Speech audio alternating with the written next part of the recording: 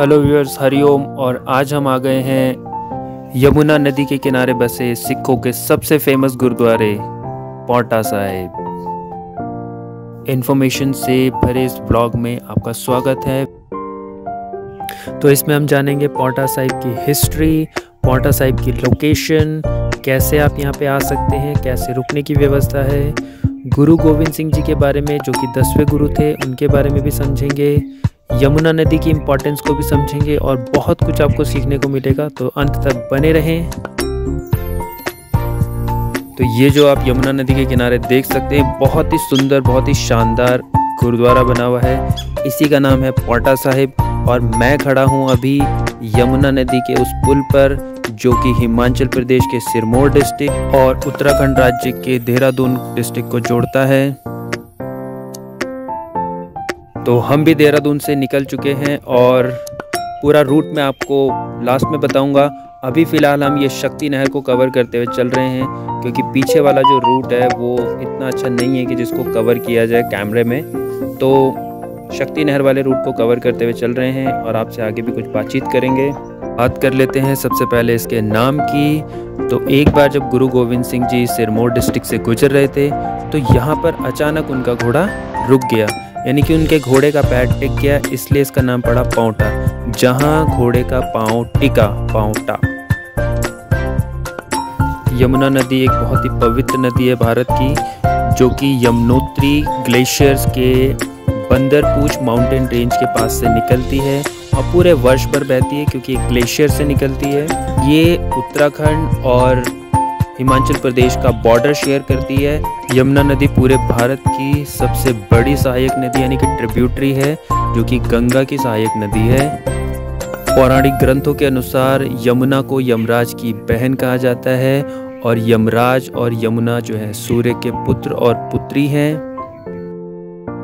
उत्तराखंड राज्य के देहरादून जिले के अंतिम गांव ढालीपुर से यमुना नदी दूसरे राज्य में एंटर कर जाती है और हरियाणा, दिल्ली और यूपी होते हुए यूपी के प्रयागराज में ये गंगा, यमुना और सरस्वती का मेल होता है, जिसे प्रयागराज कहते हैं।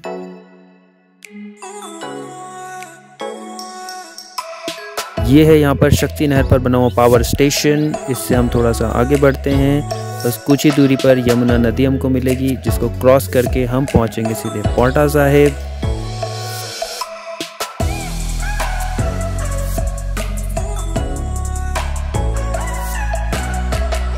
देहरादून जिले के घंटाघर से अप्रॉक्सीमेटली 45-50 किलोमीटर दूर ये गुरुद्वारा है, जहाँ का रूट बहुत ही ईजी है, आसान है बहुत ही पहुँचना है। मैं आपको लास्ट में बताऊँगा कैसे पहुँचना है। यमुनोत्री धाम भी यमुना जी को ही समर्पित है, जिसके कपाट अक्षय तृतीया के दिन खुलते हैं और यम द्वितीया यानी कि भैया दूज के दिन क्लोज हो जाते हैं, बंद हो जाते हैं।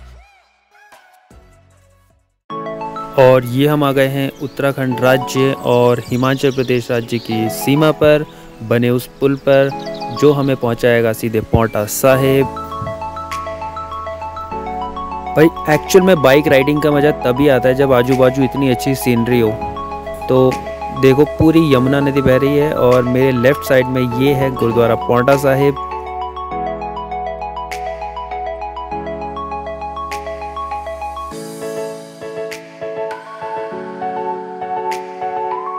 तो अब ये पुल क्रॉस होने वाला है और अब हम एंटर करने वाले हिमाचल प्रदेश। ये लीजिए आ गया और ये है टोल चौकी। और यहाँ से हमें थोड़ा सा आगे जाके फर्स्ट वाला जो लेफ़्ट टर्न है उल्टे हाथ पे, उसमें मुड़ जाना है और बस ये सीधे जो रास्ता जाता है ये आपको गुरु के द्वारे यानी कि पौंटा साहिब गुरुद्वारे लेके जाएगा। एक शानदार जगह है जिसको हम देखने आए हैं। तो बस यहाँ से कुछ ही दूरी पर अब हम पहुँचने वाले हैं पौंटा साहिब। इस चौक को क्रॉस करके लेफ्ट हैंड साइड में आपको एक बहुत बड़ा फील्ड दिखेगा, जो कि टूर्नामेंट वगैरह होते हैं लोकल। और उसी के साथ में लेफ्ट टर्न अगर आप लेंगे तो सामने आपको नज़र आएगा दरबार साहिब यानी कि पौंटा साहिब गुरुद्वारा। और यही हमारा आज का डेस्टिनेशन था। तो चलिए अब हम भी चलते हैं गुरु के दरबार में अपनी अर्जी लगाने के लिए और यहाँ की ज़बरदस्त वाइब्स को और यहाँ की उमंग को फील करने के लिए। साइड में दुकानें लगी हुई हैं और चलिए अब हम चलते हैं अंदर।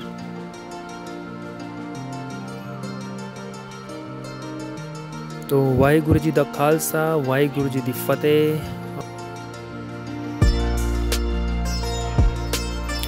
तो अभी हमने अंदर जाके देखा, ये सामने जो फ्रंट में है ये है गुरुद्वारा, लेकिन अभी यहाँ पर कंस्ट्रक्शन चल रहा है, रिकंस्ट्रक्ट हो रहा है गुरुद्वारा, तो इसलिए दूसरी तरफ गुरुद्वारे को शिफ्ट किया गया है, उसको भी देखेंगे।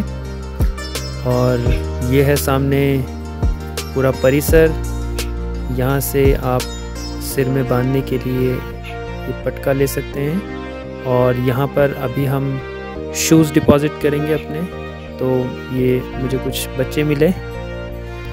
और सिख धर्म की एक बात मुझे बहुत ही पसंद आती है कि जो उनके अंदर सेवा का भाव है, और ये बचपन से ही डेवलप कर देते हैं। देखिए बच्चे आए हुए हैं, ये भी यहाँ पर आकर सेवा करते हैं और अपना टाइम देते हैं।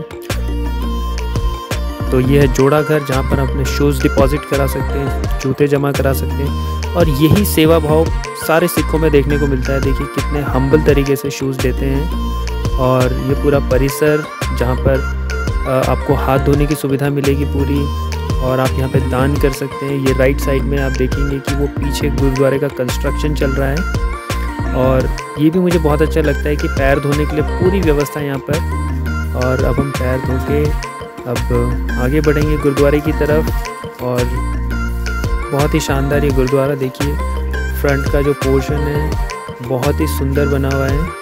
और यहीं पे अभी गुरुद्वारे को शिफ्ट किया गया है, क्योंकि मेन गुरुद्वारा अभी कंस्ट्रक्शन में चल रहा है। तो सिखों के 10वें गुरु गुरु गोविंद सिंह जी का ये निवास स्थान रहा है। गुरु गोविंद सिंह जी ने अपने जीवन के 4.5 वर्ष यानी कि 4.5 ईयर्स यहाँ पर बिताए। और इन्हीं 4 वर्षों में लिटरेचर का भी काफ़ी काम उन्होंने यहाँ पर किया, यानी कि यहाँ पर उन्होंने एक दशम ग्रंथ की रचना की। और दशम ग्रंथ का एक भाग है विचित्र नाटकम, उसकी यहाँ पर उन्होंने रचना करी। बात करें गुरु जी के जन्म की, तो गुरु गोविंद सिंह का जन्म पटना में हुआ था 22 दिसंबर 1666 यानी कि 1666 को। और उनको लगभग 4 भाषाओं का ज्ञान था। उनको फ़ारसी का, अरबी का, संस्कृत का और पंजाबी का बहुत अच्छा ज्ञान था। साथ ही में उन्होंने शस्त्र विद्या भी बहुत अच्छे से सीखी थी। और ये उनका निशान साहिब बड़ी शान से खड़ा है गुरुद्वारे के साथ में। गुरु गोविंद सिंह जी गुरु तेग बहादुर जी के पुत्र थे। गुरु गोविंद सिंह जी ने ही 1699 में खालसा पंथ की स्थापना करी थी। तो यहाँ गुरुद्वारे में प्रवेश से पहले पैर धोने की पूरी व्यवस्था, मैट्स वगैरह अच्छे से बिछाई गई हैं। और ये है उसका मुख्य द्वार गुरुद्वारे का। और यहाँ से आप प्रसाद ले सकते हैं चढ़ाने के लिए, और इसको कड़ा प्रसाद बोलते हैं। और इसको क्योंकि बहुत अच्छे से काढ़ा जाता है, इसलिए इसको कभी कड़ा प्रसाद कहा जाता है। और घी से लदा हुआ ये प्रसाद होता है, हमने भी लिया। और आप इसको सेवन कर सकते हैं बैठ के आराम से। और यहाँ पर भीड़ अच्छी खासी लगी हुई है, क्योंकि संडे का दिन है, तो काफ़ी लोग यहाँ पर आते हैं और गुरुद्वारे के इस आभा मंडल को महसूस करते हैं। ये उसका मिनिएचर मॉडल छोटा सा पूरे गुरुद्वारे का आप देख सकते हैं, बहुत ही शानदार बनाया है इन्होंने। और ये लेफ़्ट टू राइट पूरा मैं आपको दिखाऊं, बहुत ही शानदार होने वाला है ये स्ट्रक्चर। अभी कंस्ट्रक्शन इसका और भी चल रहा है, उसके बाद ये बहुत शानदार बन के तैयार होगा।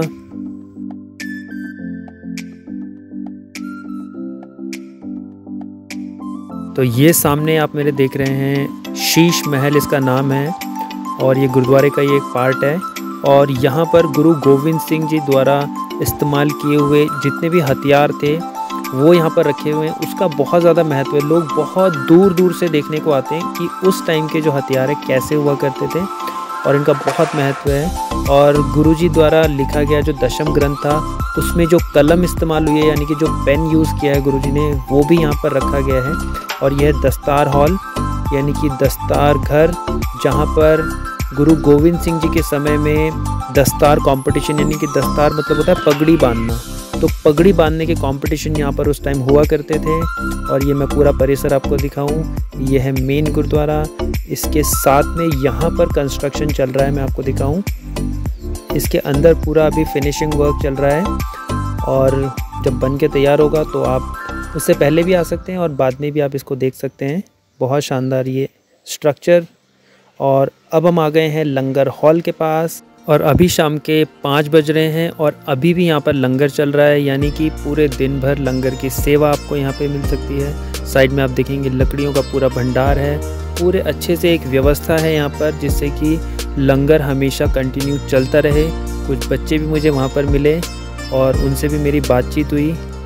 और चलिए अब हम भी लंगर छकने चलते हैं। लंगर छकना मतलब लंगर खाना। तो गुरु के दरबार में जो भी आता है उसको बिना लंगर खाए गुरु जाने नहीं देते थे। तो पहले मैं भी लंगर नहीं खाया करता था, क्योंकि मुझको प्रॉपर इसकी इन्फॉर्मेशन नहीं थी कि लंगर का क्या अर्थ है, क्यों इसको खाना चाहिए। तो मैं हमेशा इसको अवॉइड करता था। लेकिन बाद में जब मुझे पता चला कि ये गरीबी और अमीरी को मिटाने का एक गुरु का एक संदेश है, तो तब मैं जब भी लंगर होता है कहीं भी, तो मैं वहाँ लंगर ज़रूर खा के आता हूँ, यानी कि लंगर छक के आता हूँ। तो यहाँ भी मैंने लंगर छका। और यहाँ के खाने की जो बात है ना, सिंप्लिसिटी, मतलब इतना सिंपल और इतनी अच्छी खुशबू आती है कि आपको एकदम से भूख लग जाएगी। आपके सारे सोर्सेज आपको यही कहेंगे कि खाओ, जितना अच्छे से आप खा सकते हो। तो बहुत अच्छी वाइब्स और बहुत अच्छी खुशबू होती है इनके लंगर घर में, और बहुत मज़ा भी आता है खाना खाने में। तो हमने भी यहाँ लंगर छका, और रोटियों को प्रसादा बोलते हैं। और लंगर खा के हमारी भी आत्मा जो है तृप्त हो गई, और उसके बाद बस सब कुछ स्पष्ट नज़र आने लगा, क्योंकि काफ़ी देर से मैं भी भूखा था और अब सब कुछ अच्छा लग रहा है। तो अब हम चलेंगे, यहाँ पीछे एक मंदिर है जो कि बिल्कुल कैंपस के साथ में लगा हुआ है। श्री राधा कृष्ण हनुमान मंदिर है, जो कि यमुना घाट पर है। तो इसके बाद हम वहाँ पर गए, और ये यमुना जी का बहुत ही शानदार नज़ारा। यही वो पुल है जिससे हम एंटर करते हैं हिमाचल प्रदेश के लिए। और दूसरी तरफ आप देख सकते हो ये देहरादून का नज़ारा। और यहाँ पर जो सूर्यास्त के समय जो मज़ा आया ना, मतलब देखते ही बनता है। अभी आपको भी मैं दिखाऊंगा कुछ ऐसे सिनेमैटिक व्यूज़ जिसमें आपको भी बहुत अच्छा लगेगा। ये देखिए, और ये है साथ में बहुत ही प्राचीन मंदिर है। आप यहाँ पे भी विज़िट ज़रूर करें जब यहाँ पर आएँ, भगवान के दर्शन करें। और बहुत ही बड़ा और बहुत ही अच्छा मंदिर है। तो हमने भी कहा कि चलिए दर्शन करने से पहले ज़रा यमुना जी में आचमन कर लें। तो जैसे ही हम उतरे और यमुना जी में आचमन करने की सोची, तो थोड़ा सा बुरा ज़रूर लगा, क्योंकि जो पानी था यहाँ का बहुत ही ज़्यादा गंदा, और मतलब उसमें झाग जैसा दिख रहा था कुछ। तो ये मैं आपको दिखाऊं सामने से, तो ये आप छोटे छोटे बबल्स देख सकते हो झाग के। तो फिर हमने सिर्फ हाथ धोए वहाँ से, और फिर हम भी वापस आए और मंदिर के दर्शन करने के लिए अब हम चल चुके हैं। मंदिर ये भी काफ़ी प्राचीन है। उसी समय का बताया जाता है जब गुरुजी यहाँ पर आए थे, तो तब ये मंदिर भी बना था। और शाम का नज़ारा तो बिल्कुल यहाँ देखने लायक होता है। तो अगर आप विज़िट करना चाहते हैं तो ज़रूर ज़रूर ज़रूर आपको विज़िट करना चाहिए। बहुत ही अच्छी जगह है और बहुत ही अच्छी वाइब्स आपको यहाँ पे मिलती है। कुछ ऐसी जगह ज़रूर आना चाहिए जहाँ से कि आपका एक दिन या मंडे टू सैटरडे बहुत अच्छा आपका बीते। तो ये है वो मंदिर, उसका परिसर जिसमें हम आए। हमने यहाँ पर माथा टेका, और काफ़ी अच्छी वाइब्स यहाँ से भी, काफ़ी अच्छा ऑरा रहता है मंदिरों का या गुरुद्वारों का। तो बहुत अच्छा जो आवरण होता है और एक पॉजिटिव जो एनर्जी होती है वो लेके आप यहाँ से जाते हो। तो वही लेकर अब हमारे भी जाने का समय हो रहा है यहाँ से। तो गुरुद्वारा साहिब यानी कि पौंटा साहिब से अब हम भी अपने घर की तरफ को यात्रा वापस शुरू करते हैं। और बहुत अच्छा यहाँ पर आकर लगा। तो एक बार विज़िट ज़रूर करें। और रुकने की गुरुद्वारों में पूरी व्यवस्था होती है, इसके लिए आपको ज़्यादा सोचने की ज़रूरत नहीं है। कभी भी रुकना हो तो गुरुद्वारे में इसीलिए रुक सकते हैं।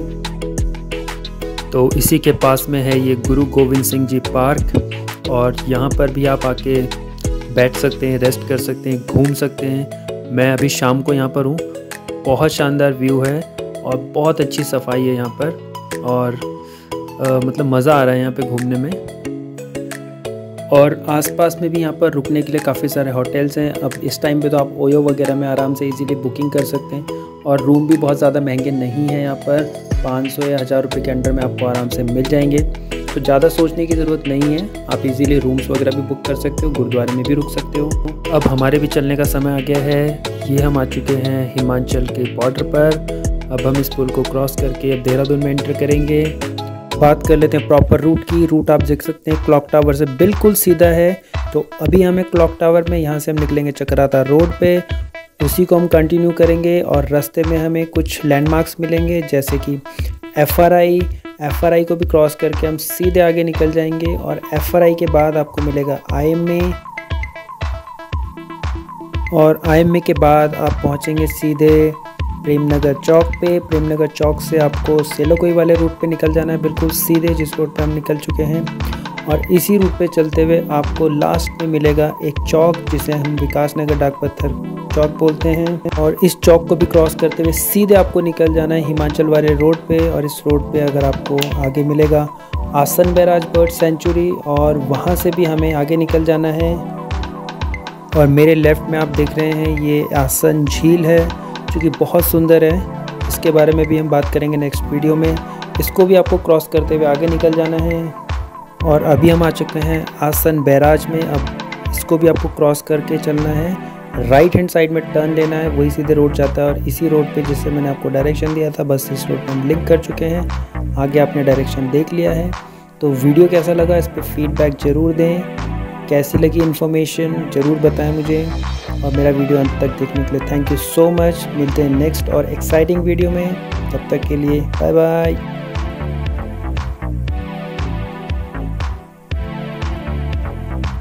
इन्फॉर्मेशन कैसी लगी और वीडियो कैसा लगा इस पर अपना फीडबैक देना ना भूलें।